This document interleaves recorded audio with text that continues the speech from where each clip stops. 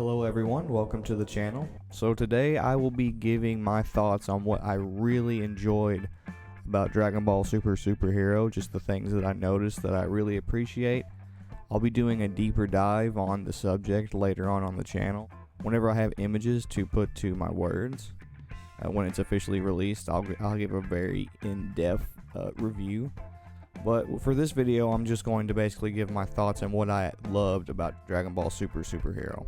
So, starting off, we get this scene with Pan and Piccolo, and I really like the concept of Piccolo first-hand training the next generation to rely on their own strength. Because whenever Piccolo was Kami, he told Goku that his dreams were for the mortals to be able to rely on their own powers to solve their own problems. And he actually tells Goku that the only reason that he allows the Dragon Balls to continue to exist on Earth is because someone like Goku, who has those principles, exists. So I really like that this is like a callback to like Kami's ideology and like how he wants to improve Earth. Also, it's a really cool play on, you know, the relationship that Piccolo and Gohan had. Overall, just the idea of Piccolo training Pan and having all these interactions with her that are similar to her and Gohan is just a great idea, and I'm glad that they played on it because we never really got anything like that in the previous material. So I really appreciated that. Then also, whenever Piccolo goes to visit Gohan, Gohan is again studying insects as though he did whenever he was a teenager. Which, if you understand like the themes that Dragon Ball plays on, Dragon Ball is a Japanese show and Japan is 75% Buddhist. So like this is a very obvious reference to how Buddha found enlightenment, and if you're not aware, Buddha found enlightenment through his obsession with insects. He had a great compassion for insects because he would see them get destroyed as the grass was cut. As he would sit and meditate, and he would reflect back on his childhood obsession with insects, and that's ultimately what led him to Nirvana. So I really like that Gohan has Buddha's, you know, obsession with insects. I think that's really cool. But also another thing that I think is super cool about it is the fact that Toriyama is playing on that in combination with Darwinian evolution. So he talks about how these ants have this mutated property to where whenever their home is in danger, they'll mutate and turn into basically what is the equivalent of Super Saiyans, which I really like because that goes to show that it's a biological thing, even based on the way Saiyans, you know, achieve Super Saiyan, which I've always, you know, sort of known because Super Saiyan is achieved by anger, and anger is a basic survival instinct. Its entire purpose for existence is to ensure your survival, so there's already a huge biological aspect to it. But I really like that Toriyama is kind of bringing that to the forefront here in Dragon Ball Superhero. I really like the interaction between Gamma 2 and Piccolo. I really like Gamma 1 and Gamma 2 in general. I think they're really cool characters. I really like that they're a reference to the original Kamen Rider. Overall, I really enjoyed Gamma 1 and 2. I really like how Toriyama uses them to play on the concept of a false sense of justice, because that is a philosophy that's discussed very heavily in Asia. It's believed that the only people who are truly considered saints are people who are willing to basically swallow their pride and swallow their own idea of morality and right and wrong and consider other paths of morality, because it's basically thought there. The philosophy is that your own ideas can corrupt you. Your own ideas of morality and justice can corrupt you. They can be taken too far, and then you are no different than the villains and evil people that you look down on around you. So I really like that they play on that concept through this movie.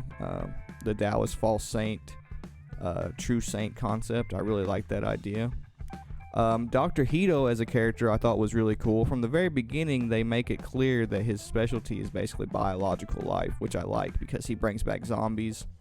I also like that he also embodies this false justice narrative that Gamma 1 and 2 have. But I really like that they really highlight his ability to manipulate biological matter. because it really feeds into how Gamma 1 and 2 were created. They're basically artificial biological beings, which I think is a really cool concept in comparison to Android 17 and 18, because they didn't have to kidnap anybody. They literally just generated artificial biological creatures who are made of like a metallic substance, which I thought was really cool. The interaction between Goku and Vegeta was fine. It's very obviously just serves to put Goku and Vegeta in the movie and to basically give us an idea of the future of their characters and where they're going to be going. I did think it was interesting that the Gods of Destruction were name dropped, and I really like the fact that Vegeta is basically trying to achieve an instinctual form of combat that he can use that will eventually complement Ultra Ego, because one of Ultra Ego's main issues is the fact that Vegeta cannot react fast enough in order to respond when he wants to whenever he's in Ultra Ego, because Vegeta will always remain, conscious in Ultra Ego. That's the entire point of the form, is allowing your mind to be free and do what it wants to do. But through what he's learning from Jiren, he can actually implement that into Ultra Ego, and honestly, that sounds like trouble for Goku, and we kind of see that firsthand through the sparring match in this movie. I liked that Beerus was sitting on a Nimbus cloud-like object. It reminded me of that interaction between King Vegeta and Beerus whenever he was asking for the universe's most comfortable pillow, and then King Vegeta attempted to keep it for himself. So I'm assuming that that's that pillow. I'm assuming that the pillow that Beerus is sitting on is the pillow that he confiscated from King Vegeta after King Vegeta basically tried to rip him off. So I thought that was really cool. I like that they're pointing out that Broly's basically learning to tame his instincts. Broly is paying a lot of attention to the fight between Goku and Vegeta, and it seems like he's really trying to learn and hone his skills, which is something else that I thought was really interesting. Broly as a character has a lot of potential, and the fact that they're hinting at that he will possibly learn from both characters, the yin and the yang, I think that's a really amazing concept, especially if they keep playing on the fact that Broly is the legendary Super Saiyan. So Piccolo, or Kami, as he's called multiple times in this film, which I really love. I love that they keep calling back to the fact that he's Kami, because if you go back and look at the dialogue with Kami, it really explains everything about Piccolo's role in this film. His desire to have Gohan use his own strength to solve his own problems, his desire to teach the next generation to be better people and better martial artists. It all comes back to his personality traits that he absorbed from Kami. And I really love that whenever he makes his wish to have his potential unlocked, Shenron basically knows that he's Kami, and he knows Piccolo's intentions. So when he unlocks his full potential as a Super Namek, he also tells him that, there's something else waiting for him to achieve, which I thought was really cool. And a lot of people just assume that, that form was a gift from Shenron, but I find it strange that people assume that that's the only context to that situation, because Piccolo had to have his limits broken in order to achieve that form. So it's not necessarily that Shenron gifted him Orange Piccolo, it's that he brought him to the point that he could break his limits and achieve Orange Piccolo, which I thought was really cool, because it plays on the concept that Piccolo is using his own power to solve his problems, and as a result he's rewarded with a miracle, which is what Kami tells Goku happens when you use the Dragon Balls and you use them with pure intentions. You're rewarded with some form of a miracle, sort of like Granola having Minato be brought back to life in the latest chapter of the Dragon Ball Super manga. So the Super Namek's appearance was cool. It's basically like a Super Saiyan Piccolo, which I thought, or like his potential unlocked state. I thought that was really cool, especially with Piccolo's insect-like appearance, and Piccolo just having this discussion with Gohan about, the super ants or whatever. Piccolo kidnapping Pan is kind of controversial, quote-unquote kidnapping. It's fine to me. Pan survived. Piccolo didn't actually think that the situation was going to get as dangerous as it was, and honestly, if he hadn't taken Pan there, Gohan would have died in Super Saiyan against Gamma 1, because his battle instincts would never have been awakened.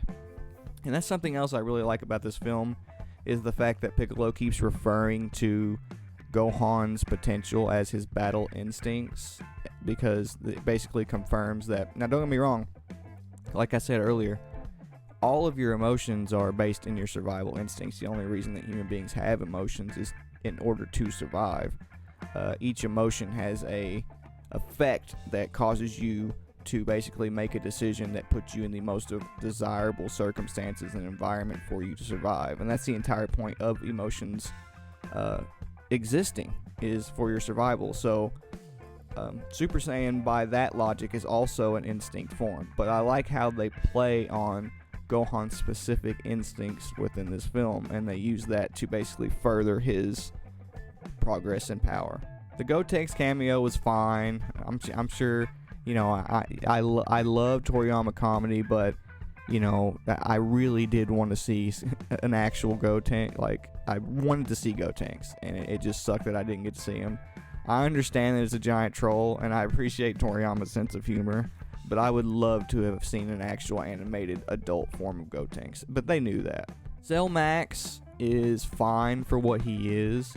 I really like that they point out within the film that Dr. Hito actually sort of tampered with him in a sense to where he wasn't... Basically, Dr. Hito did not put his full potential into creating Cell Max. He's a flawed product. He was created with flaws from the beginning. And as a result, he really serves the plot in that sense, because had that not been the case, it would have been a nightmare if Dr. Hito had actually created Cell Max to be unstoppable. And, you know, if Cell Max was completed, he may have been unstoppable, according to Toriyama. But it's just interesting to think about how it could have gone if Dr. Hito had actually put his full effort into creating Cell Max. It's actually kind of scary to think about, to be honest. Gohan Beast.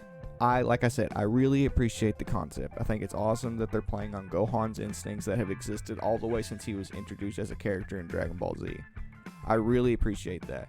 And that's why I kind of giggle when people say, oh, it's just a repeat of Super Saiyan 2 Gohan, because Super Saiyan 2 Gohan is just a repeat and a play on everything that Gohan had been through before reaching Super Saiyan 2.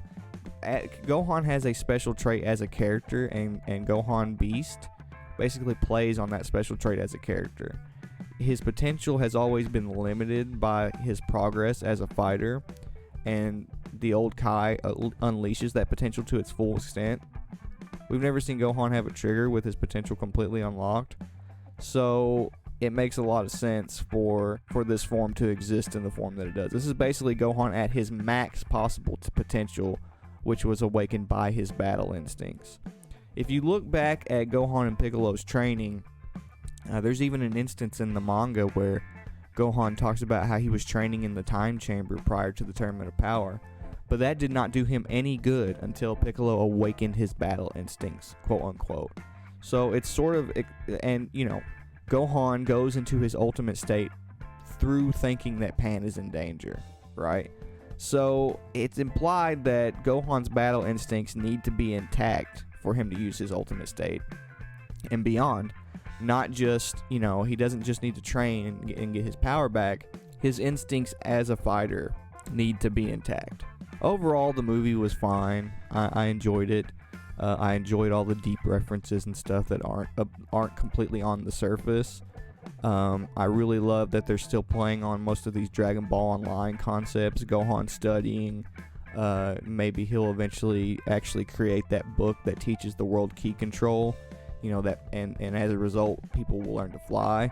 Because, you know, that last scene in the movie when Pan learns to fly, you know, that's obviously sort of a poetic statement on the future of planet Earth. Eventually, everyone's going to be like Pan. You see what I'm saying? So, I did overall enjoy the film. I liked... one more thing. I can't talk about the movie without commenting on the Bulma thing. Toriyama is just wild. Like, the fact that he plays on Bulma being based on Tripitaka, which is known, that's the main character of Journey to the West, and he is known as the longevity monk. So he's known for like maintaining his youth and looking young. And the fact that Toriyama played on that through having Bulma use wishes from the Dragon Balls, which the Dragon Balls are based on the end goal of the Journey to the West, where they achieve the Buddha scrolls and find enlightenment. The fact that she keeps using that over and over and over again to to make herself young is just hilarious to me. It's like, it just goes to show like how wacky Toriyama's mind is. I couldn't like review the movie without speaking on that, because it's just like, man, how wacky can you be as an individual? Like, I love Journey to the West, and like I love the fact that he plays on these concepts in such a wacky, silly way. It really goes to show his creativity as a gag mangaka, and I really like that he continues to use that in Dragon Ball. But yeah, overall the film was good. Overall, you know, if you take Dragon Ball Superhero as a separate product from the rest of the series, it's very easy to criticize it and say that there's like all these problems with it, yada yada yada. But when you look at it as a part of the entire franchise, it is actually an amazing film. I heavily enjoyed it. Eventually I'll do a video going into further detail whenever the physical copies of the film drop. But for now, this is just like a summary of my thoughts, a summary of the things that I enjoyed about the film. I really appreciate Toriyama's mind and the way that he goes about playing on all the concepts that he does, and Dragon Ball as a whole. That's one of the main appeals to me, like the fact that I understand a lot of the stuff that he plays on, and I can see all these nuanced little references within the film. It's always a very enjoyable experience for me. So this movie, I would give it like an 8 out of 10. There's a few criticisms that I have. I'll probably go into those in more detail whenever I actually review the film in detail after the physical release. If you've already seen the film, you should, take my review and go rewatch the film so you can catch all these references, because it really does make the film an overall more enjoyable experience. So don't forget to like, comment, and subscribe. Thank you for tuning in. I will see you guys in the next video. Peace.